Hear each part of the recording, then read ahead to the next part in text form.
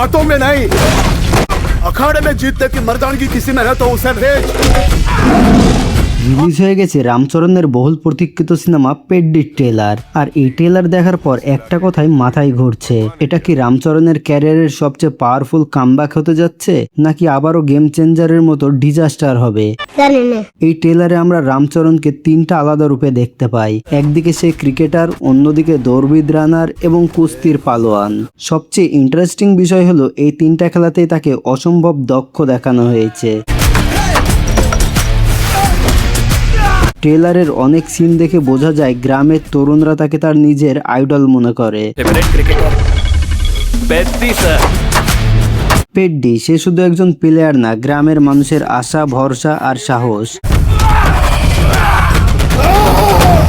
ট্রেলারের ভাইবটা দেখে কিছুটা আন্দাজ করা যাচ্ছে এই সিনেমায় রামচরণ নিজের গ্রামের হয়ে লড়াই করবে, আর সেই লড়াইটা হবে কিছু ক্ষমতালোভী রাজনৈতিক মানুষের অন্যায় অত্যাচারের বিরুদ্ধে লড়াই।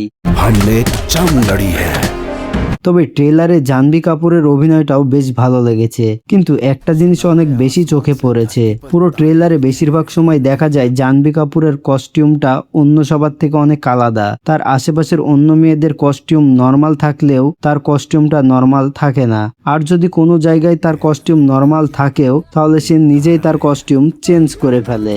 এইটাও সম্ভব? জি, এটাও সম্ভব, ঠিক এইভাবে। আর এটা দেখে আমার মতো রামচরণ নিজেও তার চোখ ঠিক রাখতে পারে না।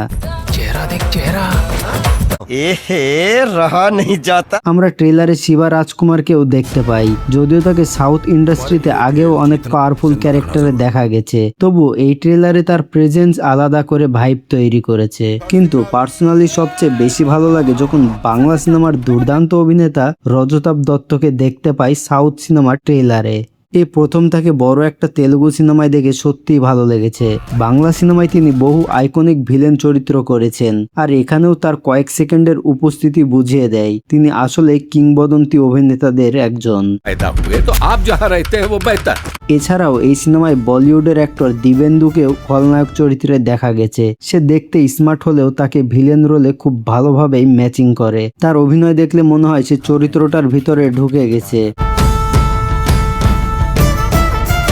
তবে ট্রেলারের আসল প্রাণ ছিল রামচরণ নিজে। তার angry look, emotional scene, action, body language সব জায়গাতে সে নিজের বেস্ট দেওয়ার চেষ্টা করেছে। এখন দেখার বিষয় একটাই, পেড্ডি কি শুধু ট্রেলার পর্যন্ত হাইপ তৈরি করবে, নাকি পুরো সিনেমার গল্প অডিয়েন্সকে একইভাবে মুগ্ধ করতে পারবে। তোমাদের কাছে পেড্ডির ট্রেলার কেমন লেগেছে কমেন্ট করে অবশ্যই জানাও, এবং পরবর্তী ভিডিওর জন্য চ্যানেলটা সাবস্ক্রাইব করে দাও।